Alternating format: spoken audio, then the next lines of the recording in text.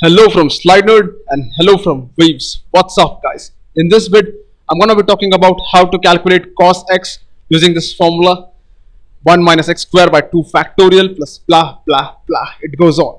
It goes infinitely, alright? Now, if you guys are wondering whether I'm gonna calculate this infinite times, nope.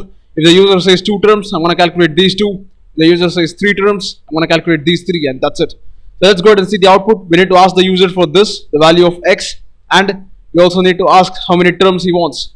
So here, if I say enter the number of terms, the user says 4, enter value of theta in degrees, the user says 90. Again, you need to convert the degrees to radians and then work with the radians, alright. Again, remember, more terms is more accuracy. So let me go ahead and show you how this thing works. If you see cos x is 1 minus x squared by 2 factorial, the first expression 1 is nothing but x raised to 0 upon 0 factorial, and then I have separated the sign inside the brackets and I've kept it going as such, right? So let me break this into different pieces and try to understand each piece in separate. You see the first 4 terms. The first term is positive. The third term is positive. That means the odd terms are positive, right? The even terms are negative. That is, the second term is negative. The fourth term is negative. So if we say I equals to 1 to I equals to 4, right? In that case, the first term I, we need to check if it is odd, and then we make it positive. If it is even, we make it negative, right? And again, if you see one more thing, this power increases by 2 each time, right? It's 0, then it is 2 by 2 factorial, then 4 by 4 factorial, and so on. So we need a separate variable called power, which starts with 0 initially and it keeps adding by 2 each time. So again, if you see this rectangular block over here, this is the empty value of cos x initially. The cos x is 0 initially. If you put x raised to 0 upon 0 factorial inside this, so that becomes cos x is x raised to 0 plus x raised to 0 upon 0 factorial. It increases by some amount. Then put minus x squared by 2 factorial. Then that will decrease by a certain amount, right? And then put x raised to 4 by 4 factorial inside. And again, that's going to increase by some amount, right? So in short, it's going to keep expanding and contracting, and that way you're going to get the value of cos x. So let me go ahead in NetBeans and get this plane flying. So here in NetBeans, I have an empty project over here. There is nothing inside. There's a buffered reader for taking input from the user. I ask the user enter the number of terms. He's going to say something over here, and then I'm going to store that inside this variable int number. Then I ask the user enter the value of theta. He's going to enter something over here, which is going to be stored inside this variable theta. So first things first, I'm going to convert this theta into radians by using a function called 2 radians. This function is like a assistant. You tell him that, hey, take this angle of theta, convert that into radians and give it back to me, and he's going to do it. Now, where is this function? It is inside the math class, alright? So now, let's go ahead. As you remember, the first thing we need to do is we need to calculate this, right? X raised to 0 by 0 factorial. Then there is 2 factorial, 4 factorial. We need a function, an assistant to do our work for calculating the factorial. We'll call the assistant get fact. You have to tell him which number you want to calculate the factorial for. You do that by saying this. Then go ahead, put the logic for calculating the factorial. If you guys don't know how to calculate factorial, I have a vid on that where I have actually taken the problem of calculating the factorial and doing it. So at this point, our assistant is done with calculating the factorial. He needs to give it back to you. So he's going to say return fact. And this fact is a type integer. So in short, you're going to return an integer over here. You need to specify what your assistant returns, just the way you specify what your assistant takes things, right? So that way, let's go ahead, print this and test it out. System.out or println.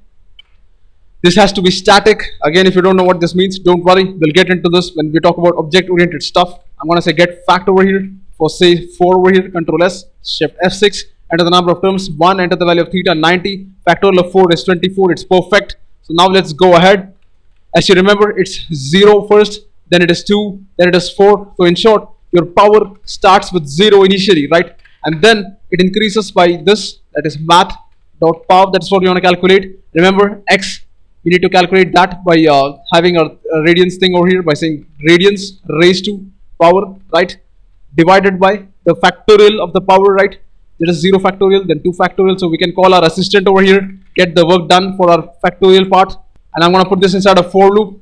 Int I equals 1, I less than equals number of times, I plus plus, number of terms. So here, we're going to start at 1, that is first expression, second expression, third and fourth expression, right? So we're going to go number of times the user says this. And now we're going to increase it. We're going to store this inside something called current term. So if this is going to hold the current value, and also remember power increases by 2 each time, right? So power equals to power plus 2. But we are not done here. If you remember, the first term is positive, the third term is positive, so on, right? And then even terms, the second term, the fourth term are negative. If you remember, I represents the number of terms, right? So if I is odd, that means it's positive, otherwise it is negative, right? So first we're going to test this. So we're going to say for odd, we can say something like this: 5% 2. If you divide that by 2, take the remainder. If that is not equal to 0, that means it's an odd term, all right? Otherwise it's an even term. So in the case of odd, you keep it positive. In the case of even, you keep it negative. And we can move this part of double current term outside the loop, right? We can go ahead over here, take the double term outside, so we save some space initializing variables and stuff. So here you can actually go remove this double declaration. So at this point we have the value of current term, which is either this or this or this and so on, right? We need to add them together. So initially I'm going to say double cos x equals to 0.0. There is nothing in cos x initially, but each time I'm going to add the current term to the cos x, right? So I'm going to say cos x equals to cos x plus current term.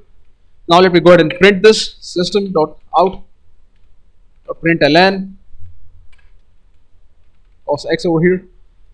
Control S, Shift F6, enter the number of terms, say 10, enter the value of theta, let's say 90 degrees. Oops, it's 4.02 into 10 raised to minus 6, right? That's a very, very small number, which is almost very close to 0. If you guys remember, cos 0 is 1, cos 45 is 1 upon root 2, which is 0.707. I believe. Let me test that. Shift F6. Also enter the number of terms 10, enter the value of theta 45. Yep, it's coming perfect, 0.707. So it's working. So if you guys like what you saw, please subscribe to my channel, comment, let me know what you think about this. Thanks for watching. I'll catch you guys later. Have a nice day.